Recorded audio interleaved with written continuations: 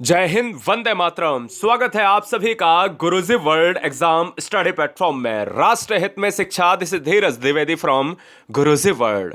दोस्तों, हिंदी समाज में एक ऐसी अनोखी ट्रिक, यानी पूरे यूट्यूब पर एक नैनो सेकेंड वाली ट्रिक बताने वाला हूं, जो परीक्षा हाल में आप देखते ही समय आंसर को सही क्लिक कर पाएंगे।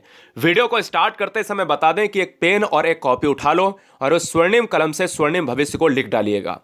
हम इस वीडियो को 10 मिनट में खत्म करेंगे। लास्ट में उसी ट्रिक के आधार पर हम कुछ क्वेश्चंस भी कर लेंगे, जिससे आपको पता चल जाए कि हाँ, ट्रिक सटीक है या नहीं। समास यहां पर हेडिंग डालिएगा। दोस्तों, याद रहे कि आपको ये कोई भी किसी भी टीचर ने ऐसी ट्रिक बताई नहीं होगी आज तक। देखिए, समास हेडिंग पड़ेगी। यहां से समास हेडिंग में आपको 4 क्वेश्चन स्टार्टिंग से ही इसकी परिभाषा से ही पूछ लिए जाते हैं। फिर हम चलेंगे दोस्तों ट्रिक पर। ठीक है, तो देखिएगा, समास को क्या कहते हैं तो ये जान लीजिएगा कि समास संक्षिप्तीकरण ही समास है, यानी जो संक्षेप है वही समास है। पहला क्वेश्चन। दूसरा, एक स्टार बना के लिख लीजिएगा कि दो या दो से अधिक शब्दों के परस्पर संबंध बताने वाले शब्दों को क्या कहते हैं। तो यह भी क्वेश्चन आया है। जब भी दो या दो से अधिक वर्ण मिलते हैं तो दोस्तों संधि बनती है, और इसीलिए हमने इसको रेड कलर करके रखा है। याद रहे, जब वर्ण मिलेंगे तो संधि बनेगी। संधि आंसर ढूंढिए ऑप्शन में, और जब शब्द मिलेंगे तो आप समास ढूंढिएगा। यानी दो या दो से अधिक शब्दों से मिलने से समास बनता है, और जब वर्णों के मिलने से बनेगा तो वो संधि बनेगी। Doubt clear? कोई डाउट ये आपको क्लियर नहीं कर पाएगा, किताबी ज्ञान तो कतई नहीं क्लियर कर सकती। ठीक है ना। समास के भेद कितने होते हैं ये सब जानते हैं, नहीं पता है तो लिख लीजिएगा 6 भेद होते हैं। और याद रखिए, एक और पॉइंट यहां पर बढ़ाइएगा। 4 क्वेश्चन मैंने बताया, तो समास का जो विलोम होता है वो बेटा क्या होता है? व्यास होता है। ये भी यहां से आपको जानने चाहिए। समास के भेद अगर 6 होते हैं तो कौन से होते हैं, जो हम ट्रिकी वे में पढ़ने वाले हैं, 1 नैनो सेकेंड में पढ़ने वाले हैं। पहला है द्वंद्व समास, दूसरा है द्विगु समास, तीसरा है तत्पुरुष समास, चौथा है कर्मधारय, पांचवा है अव्ययी भाव, और लास्ट वन छठा है बहुब्रीहि समास। दोस्तों, यही समास एग्जाम में आएंगे, इससे ज्यादा आएगा नहीं। याद रहे, यहां पर सबसे पहला जो है आपको डालना है हेडिंग द्वंद्व समास। द्वंद्व समास क्या है, कैसे इसको एग्जाम हाल में बहुत आसान तरीके से हम लॉक करेंगे। सबको पता होता है कि भाई उसमें देख लो द्वंद्व समास में कि ये वाला आपको चिन्ह दिख जाए तो बस वही आंसर है। ये गलती मत करना।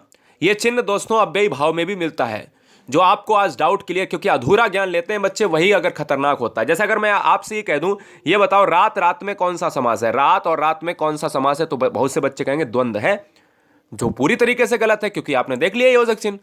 तो आपका ज्ञान भैया बिल्कुल पूरी तरीके से नष्ट हो गया, जिनको नहीं पता है। ठीक है ना। अगर मैं आपसे बात करता हूं द्वंद्व समास क्या होता है, सबसे पहले ये पढ़ो, बाद में हम अव्ययी पढ़ेंगे। जिस समास में पूर्व पद और उत्तर पद दोनों ही प्रधान होते हैं, मतलब क्वेश्चन यहीं से बनता है, बहुत बार बना है, इस बार भी बनेगा। जिस समास के दोनों पद प्रधान हो, यानी पूर्व पद और उत्तर पद, अगर किसी समास में दोनों पद प्रधान होते हैं तो वो समास कौन सा होता है, तो लिखिए अपने नोट्स में, उसे द्वंद्व समास कहते हैं। यानी दोनों पद प्रधानता वाला समास द्वंद्व होगा। कोई डाउट नहीं। अब देखिएगा, इसकी ट्रिक 2 है। अब 2 में एक ही ट्रिक आपका काम आ जाएगा। द्वंद्व समास में अधिकतम, हमने वर्ड लिखा है अधिकतम, सभी में नहीं, 99% जो है इस चिन्ह का यूज होता है, 1% नहीं होता है। 99% कहां पर होता है वो भी बताएंगे दोस्तों। द्वंद्व समास में अधिकतम जो है योजक चिन्ह का प्रयोग होता है, और द्वंद्व समास में और विभक्ति का लोप होता है। जैसे अगर मैं बात करूं दोस्तों, राम सीता, एक तो इस तरीके से अगर लिखा है तो आपने ये देख लिया कि भैया ये वाला जो है, ये वाला चिन्ह लगा है तो लगा दिया, और राम और सीता, इसको जब तोड़ोगे तो यहां पर निकलेगा मुख से कि राम और सीता, तो तुरंत हो गया। लेकिन दोस्तों, हमेशा आपको एक चीज याद रखना है कि द्वंद्व समास कब होगा। द्वंद्व समास तभी होगा जब उसके आपस में शब्द विलोम होंगे। जैसे भाई का बहन है, विलोम का मतलब है उल्टा होना, भले ही लिंग बदल जाए, समान नहीं रहने चाहिए। द्वंद्व समास में योजक लगा है, और योजक को लगाते ही द्वंद्व मत मार देना। यह भी चेक करना कि द्वंद्व में योजक लगा है और वो विपरीत लिंग के हैं या नहीं, या विपरीत शब्द हैं या नहीं, या विपरीत विलोम है या नहीं। समझिएगा मेरी चीज। और उसमें और का लोप हो रहा या नहीं हो रहा, यही नहीं बच्चे समझते हैं। जैसे सुख का जो है उल्टा होता है दुख, पाप का उल्टा होता है पुण्य, भाई का उल्टा बहन होता है, राम कृष्ण, माता और पिता, रात और दिन, है ना। तो ये क्या है, यह है दोस्तों आपके द्वंद्व समास हैं। यह चीज क्लियर हो गई।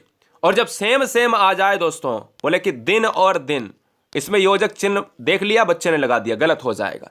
हमें यह भी देखना है कि क्या सेम सेम तो नहीं है। अगर सेम सेम है तो द्वंद्व समास नहीं होगा। अब ये कैसे होगा ये आगे जानेंगे। उससे पहले हम द्विगु समास पढ़ते हैं। चलिए, जिस समास में पूर्व पद संख्यावाची हो, क्वेश्चन यहीं से बनता है कि जिस समास में पूर्व पद संख्यावाची हो वही द्विगु समास कहलाता है। चैनल पर पहली बार हो तो चैनल को ईमानदारी से सिलेक्शन के लिए ईमानदारी से हर शेर, हर शेरनी, हर बहन, हर भाई, हर गृहिणी सब्सक्राइब कर लें। दोस्तों याद रखिएगा, संख्यावाची अगर पद प्रधान है तो द्विगु समास होगा। ट्रिक क्या है कि अगर द्विगु समास में संख्या की प्रधानता है, बात खत्म। जैसे नवरत्न 9 आ रहा, सप्तदीप 7 आ रहा, त्रिभुवन 3 आ रहा, शतमंजिल 7 आ रहा। मेरी बात समझ में आई? बहुत आसान भाषा में आप सभी को हम चीज़ों को बता रहे हैं। कोई बच्चा ये नहीं कह सकता है कि भैया हमारा कोई क्वेश्चन गलत हो गया। जहां पर डिजिट होगा वहां पर बेटा क्या होगा, द्विगु समास हो जाएगा। कर्मधारय, कर्मधारय क्या है? चलिए कर्मधारय पढ़ लेते हैं और फिर आपको बताते हैं वो दिन दिन और रात रात वाला जो योजक चिन्ह वाला समस्या थी वो कहां पर आपको लगानी है, वो भी डाउट क्लियर करेंगे। कर्मधारय समास क्या होता है? कर्मधारय समास हर क्वेश्चन की परिभाषा, हर समास की परिभाषा से एक क्वेश्चन पूछा जाता है जो बच्चों को पता होना चाहिए। वीडियो लाइक जरूर कर लेना अगर अच्छा लग रहा हो, और नहीं अच्छा लग रहा है तो मस्ती से पढ़ते रहो। जिस समास में पूर्व पद विशेषण होता है उत्तर पद विशेष से होता है। अब आपको समझी में नहीं आएगा क्योंकि यही तो किताब में लिखा है। याद रहे, जो समास किसी शब्द की विशेषता बताए, हमेशा एक ट्रिक याद रखो अपने दिमाग में कि कोई भी समास आपसे पूछा जाए तो उस शब्द को, जैसे काली मिर्च है, उस शब्द को तोड़ लो 2 भागों में। काली प्लस मिर्च, भले ही ना टूटे फिर भी तोड़ लो अपने मन से, भले ही ना टूटे। जैसे पीछे हमने समास पढ़ाया तो जैसे बोला नवरत्न, 9 तोड़ लिया और रत्न तोड़ लिया। कितने रत्न है? 9। संख्या आई है, बोले द्विगु समास हो जाएगा। समस्या क्लियर हो गई। ऐसे ही कोई भी शब्द आपके सामने आए तो उसको तोड़ लो। यानी क्वेश्चन में पहला तो परिभाषा आप याद कर लीजिएगा कि अगर किसी समास में विशेषण पद प्रधान है तो कर्मधारय होगा, अगर किसी समास में विशेषता बताई जाती है तो कर्मधारय होगा। अब ट्रिक देखिएगा, विशेषता बताने वाले को कर्मधारय कहते हैं, यही ट्रिक है। अब बोले सर कैसे पहचानेंगे? मैंने कहा शब्दों को तोड़िए, लिखिए आंसर, लिखिए वहां पे क्वेश्चन लिखिए एग्जांपल में कि काली मिर्च। अब मैंने अगर लिखा भी भाई कि काली है और एक तरफ लिखा मिर्च है, क्लियर है? तो ये मिर्च कैसी है दोस्तों? काली है। ये मिर्च की विशेषता है कि वो काली है। अगर मैं पूछूं कि तुम्हारे पास कैसा कोट है या तुम्हारा कैसा रंग है, बोला कि मेरा रंग जो है सफेद है, मेरा रंग काला है, तो उसके रंग की विशेषता है कि दोस्तों वो काला है। या मैं कहूं कि रमेश जो है बहुत ईमानदार लड़का है, तो उसकी क्या विशेषता है कि वो ईमानदार है। इसी तरीके से इस मिर्च की क्या विशेषता है? लाल है, नीली है, पीली है, हरी है। तो लाल मिर्च जो है कैसी है? या तो लाल होगी, लाल मिर्च भी कहीं ना कहीं कर्मधार है, काली मिर्च भी कहीं ना कहीं कर्मधार है। इसी तरीके से कमल कैसा है? नीला है ना? तो दोस्तों याद रखिएगा, यहां पर पीतांबर को आप थोड़ी देर के लिए अभी हटा दीजिएगा। पीतांबर क्यों हटा दीजिएगा मैं बताऊंगा। चंद्रमुखी, मुख कैसा है? चंद्रमा सा। सिंपल सी बात समझिएगा, सिंपल सी बात समझिएगा। अब पीतांबर दोस्तों क्यों? पीतांबर देखिएगा, पीला है अंबर कह सकते हो, लेकिन पीतांबर जब आपके ऑप्शन में बहुब्री ना हो तब आप कर्मधारय लगाइएगा। अभी मैं बताऊंगा कर्मधारय और बहुब्री में क्या फर्क है। सबसे पहले वो आपको जो है ये वाला डाउट क्लियर कर देते हैं जो मैंने वहां पर बताया कि द्वंद्व समास में क्यों ना लगाएं। जो योजक चिन्ह वाला है ये अधूरा ज्ञान आपका खत्म करते हैं।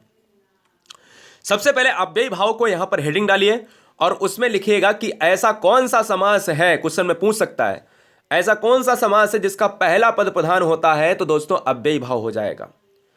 क्वेश्चन की ट्रिक लिखिएगा कि प्रत्येक उपसर्ग वाला समास अव्ययी भाव कहलाता है। अब आप कहोगे उपसर्ग क्या होता है? तो शब्द के आगे जो लगता है उसको उपसर्ग कहते हैं। शब्द के आगे जो लगता है उसको उपसर्ग कहते हैं। जैसे अगर मैं बात करूं कि प्रतिदिन, तो दिन के आगे प्रति लगा है तो ये प्रतिदिन, दिन के आगे प्रति लगा है, यही दोस्तों उपसर्ग होता है। याद रहे कि दुनिया का कोई भी शब्द है तो उसको तोड़ना पड़ेगा समास के लिए। ये मैं ट्रिक बताता हूं, ये कोई आपको नहीं बताएगा। ना किताब में लिखा होगा कि शब्द को तोड़ के तब आप समास करिए, मैं बताता हूं आपको। ना कोई यूट्यूब चैनल वाला बताएगा आपको, क्योंकि आपको ऐसी ट्रिक बता रहा हूं जिससे एग्जाम में 100% में आपको सोचना ही नहीं पड़े कि अरे ये भी हो सकता है क्या, ये भी हो सकता है। 2 ऑप्शन में कंफ्यूजन नहीं, सिर्फ एक होगा, धुआं धुआं करना है उसी एक ऑप्शन को। देखिए दोस्तों, दुनिया का कोई भी आपके पास शब्द हो तो उसको तोड़ लिया करिएगा। प्रत्येक उपसर्ग का मतलब है कि आप स्थान के आगे देखिए यथा लगा है, हमने कहा आ धन जीवन, जीवन के आगे आ लगा है, आंसर क्या हो गया? अव्ययी भाव। दिन के आगे प्रति तो उपसर्ग है, अव्ययी भाव। समय के आगे यथा उपसर्ग है, अव्ययी भाव। अब एक और चीज लिखिए कि अगर अगर नोट में लिखे नीचे, अगर कोई समास रिपीट शब्द होता है, जैसे रात रात और योजक लगा है तो बच्चे द्वंद्व लगा देते हैं, कोई भी शब्द रिपीटेशन में होता है, कोई शब्द बार बार आए और उसमें द्वंद्व वाला समास का जो योजक चिन्ह है यूज हो रहा है, तो दोस्तों वो अव्ययी भाव होगा। और जब दोस्तों आपस में विलोम हो, जैसे रात और दिन, तब क्या होगा, तब ये द्वंद्व हो जाएगा। क्यों? क्योंकि आपस में विलोम। आपस में जब विलोम ना हो दोस्तों, तो याद रखिएगा, क्या याद रखिएगा दोस्तों, तो वहां पर अव्ययी भाव होगा। क्लियर है? याद रखना है। और जब रिपीटेशन में हो तो दोस्तों वहां पर आप क्या लगाओगे, आप अव्ययी भाव लगाओगे। और जब ना रिपीटेशन में हो, जब विलोम हो, तो द्वंद्व लगाओगे। ठीक है, चलिए बहुब्री समास क्या होता है। बहुब्री समास दोस्तों देख लेते हैं क्या होगा। चलिए, बहुब्री समास वो होता है कि जिस समास में दोनों पदों के माध्यम से एक विशेष तीसरे अर्थ का बोध होता है। नीचे लिखो, एक हेडिंग नोट बना के नई हेडिंग लिखाता हूं। ऐसा समास जिसका कोई भी पद प्रधान नहीं होता है, वो बहुब्री समास कहलाता है। ठीक है, याद रखिएगा। दशानन 10 मुख हैं जिसके, अर्थात रावण। ठीक है, मेरी बात समझ गए? बहुत बढ़िया। दोस्तों आप समझ गए होंगे कि कहीं ना कहीं जो समास होता है बहुब्री में, वो तीसरे पद की प्रधानता की बात करता है। तीसरा अर्थ निकलना चाहिए, जैसे उस शब्द में कुछ नहीं है। जैसे अगर हमने बात करी, फिर से मैं रिपीट कर रहा हूं, दशानन 10 मुख हैं जिसके, अर्थात रावण। दशानन में रावण का तो जिक्र नहीं है, लेकिन आनन का मतलब है कि 10 मुख हैं, तो एक ही बंदा है, और एक बंदा है वो रावण। नीलकंठ भगवान किसकी, शंकर की बात कर रहा है। नीलाकंठ है जिसका लंबा है उधर, भगवान गणेश जी। गिरधर, गिरि को धारण करने वाले, अर्थात भगवान श्री कृष्ण। इन सभी में शिव जी हुआ, रावण हुआ, या गणेश जी हुए, श्री कृष्ण। इन ये क्वेश्चन पूछा जाएगा, लेकिन क्या इसमें ये जिक्र है? नहीं है। क्या नीलकंठ में भगवान शिव का जिक्र है? नहीं है। इसको निकालना पड़ेगा, इसको भी निकालना पड़ेगा, इसको भी निकालना पड़ेगा। बहुब्री तो बहुत आसान होता है। अब दोस्तों तत्पुरुष की अगर मैं बात करूं, तो आपको मैं बता दूं, यहां पर आपको 4, यहां 5 कर लेना। ठीक है ना, छठा हो गया था, 5 कर लेना बहुब्री में। छठा है तत्पुरुष। जिस समास में पूर्व पद गौड़ तथा उत्तर पद प्रधान हो, तत्पुरुष समास कहलाता है। यानी पहला पद जिसमें पूर्व पद प्रधान होगा, तो वो दोस्तों आपका अव्ययी भाव। जिसमें उत्तर पद प्रधान होगा, वो तत्पुरुष। ध्यान दीजिएगा, मेरी बात ध्यान दीजिएगा। अगर क्वेश्चन में पूछा जाए पहला पद प्रधान तो अव्ययी भाव, दूसरा पद प्रधान तो तत्पुरुष, दूसरे पद को ही उत्तर पद कहते हैं।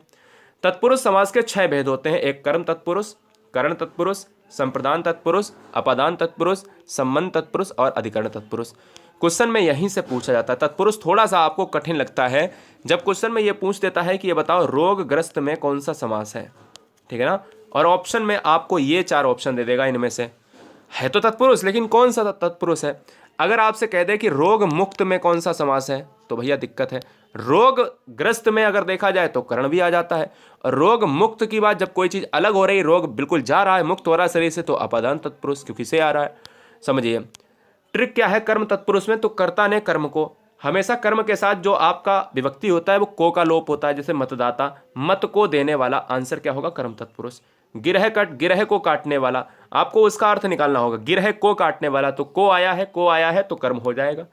यहीं पर कर्ण तत्पुरुष, कर्ण तत्पुरुष में से आता है, विभक्ति क्या है, से। जहां कर्ण कारक चिन्ह का उपयोग हो और से विभक्ति का प्रयोग हो, लिख लीजिएगा। जन्मजात में समास कौन सा है। अब 4 ऑप्शन दे दे, कर्म तत्पुरुष, अधिकरण तत्पुरुष, कर्ण तत्पुरुष या कर्म तत्पुरुष या कर्ता तत्पुरुष, जो कुछ भी आपको दे फिलहाल। तो वहां पर अगर आपको यहां पर करना पड़ेगा कि भाई जन्मजात तो जन्म से उत्पन्न, तो जहां पर से आएगा वहां पर कर्ण तत्पुरुष। याद रहे कि अलग नहीं हो रहा है।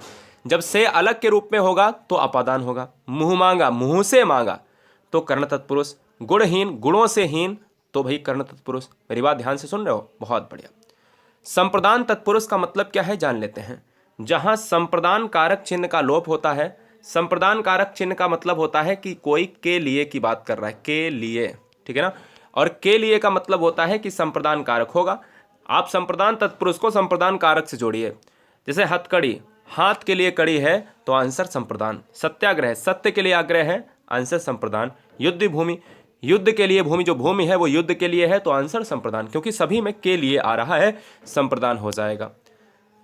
जहां अपादान की बात करें तो अपादान हेडिंग डालिएगा। अपादान में क्या होता है, अपादान में दोस्तों अलग होता है। नोट कर लीजिएगा कि जब कोई चीज अलग हो रही हो, जैसे धनहीन, धन गया, धन से हीन, भाई धन जिसके पास नहीं है वही तो धनहीन है। भयभीत, भय से भीत, इसमें भी से आएगा, लेकिन फर्क इतना है कि इसमें जो है अलग नहीं हो रहा है और इसमें अलगाव हो रहा है। करण में साधन के रूप में होता है और अपादान में अलगाव के रूप में होता है। जन्माग्न, जन्म से अंधा, पूरी तरीके से आप याद रखिएगा, ठीक है ना। संबंध तत्पुरुष और अधिकरण तत्पुरुष दो बच्चे हैं, देख लीजिएगा। संबंध में क्या होता है, जहां पर रिलेशन को दिखाया जाए, जहां संबंध कारक चिन्ह का उपयोग होता है, जैसे प्रेम सागर। और संबंध कारक में क्या आता है, या तो का आएगा या की आएगा या के आएगा। ये हमेशा काकी के बराबर संबंध, ये आपको याद कर लेना है।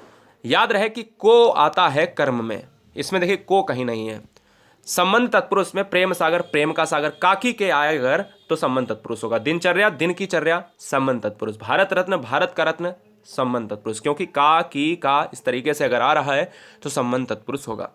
अधिकरण तत्पुरुष में क्या होता है, तो अधिकरण तत्पुरुष की जो विभक्ति होती है वो में होती है, पर होती है। नोट कर लीजिएगा, जो मैं लिख रहा हूं उसको नोट करिए। जहां अधिकरण कारक चिन्ह का प्रयोग हो, मतलब यही तो चिन्ह है, यही तो चिन्ह है। और इसमें कौन से चिन्ह थे, काकी के, जो मैंने लिखाया है आपको। जैसे नीति निपुण, नीति में निपुण में आया है, अधिकरण हो जाएगा। आत्मविश्वास, आत्मा पर विश्वास, अधिकरण हो जाएगा। घोड़े पर सवार, घोड़े पर सवार, अधिकरण तत्पुरुष हो जाएगा। तो चलिए हम दो क्वेश्चन करते हैं कि किस समास में शब्दों के मध्य में संयोजक शब्द का लोप होता है। अब देखते हैं कि भाई आपने कितना पढ़ा है। तो हमने कहा कि संयोजक शब्द का जो प्रयोग होता है वो किसमें होता है, योजक चिन्ह की बात करें। अब ध्यान रहे, योजक चिन्ह केवल द्वंद्व समास में ही प्रयोग होगा। वो एक अपवाद के रूप में अव्ययी भाव की बात करता है, क्योंकि क्वेश्चन की परिभाषा ही द्वंद्व समास की है, जहां पर योजक चिन्ह प्रयोग हो, संयोजक चिन्ह प्रयोग हो। वो हमारे पूर्व पद संख्यावाची शब्द है, तो आंसर सिंपल सा है कि द्विगु समास हो जाएगा, क्योंकि कहीं ना कहीं हमारा संख्यावाची जो डिजिट बताता है वो ऑप्शन डी हो जाएगा। एक और कर लेते हैं, जन्माग्न। तो मैंने कहा जन्म से अंधा, तो से किसमें आएगा, तत्पुरुष में आ जाएगा। इसी तरीके से यथा स्थान, अगर कोई दुनिया का कोई भी शब्द है, अगर उसमें उपसर्ग लगा स्थान के आगे तो उपसर्ग लगा है तो वो अव्ययी भाव तो जाएगा, तो लेकिन उसका विग्रह क्या होगा, स्थान के अनुसार, है ना। एक और कर लेते हैं, जिस समास में दोनों पदों के माध्यम से एक विशेष तीसरे अर्थ का, भाई दोनों पदों के माध्यम से तीसरा अर्थ निकले, तो मैंने कहा था दशानन, लंबोदर, तो क्या हो जाएगा, बहुप्री हो जाएगा। ये वीडियो कैसी लगी आप सभी कमेंट बॉक्स में जरा जरूर बताइए। नीचे टेलीग्राम की लिंक है, पीडीएफ को प्राप्त करने के लिए गुरुजी वर्ल्ड का टेलीग्राम ग्रुप ज्वाइन करें। हर बहन हर भाई लाखों की संख्या में जुड़े हुए हैं। जय Hind, Vande Mataram. Super fast video के लिए गुरुजी वर्ल्ड आपका हमेशा स्वागत करता है।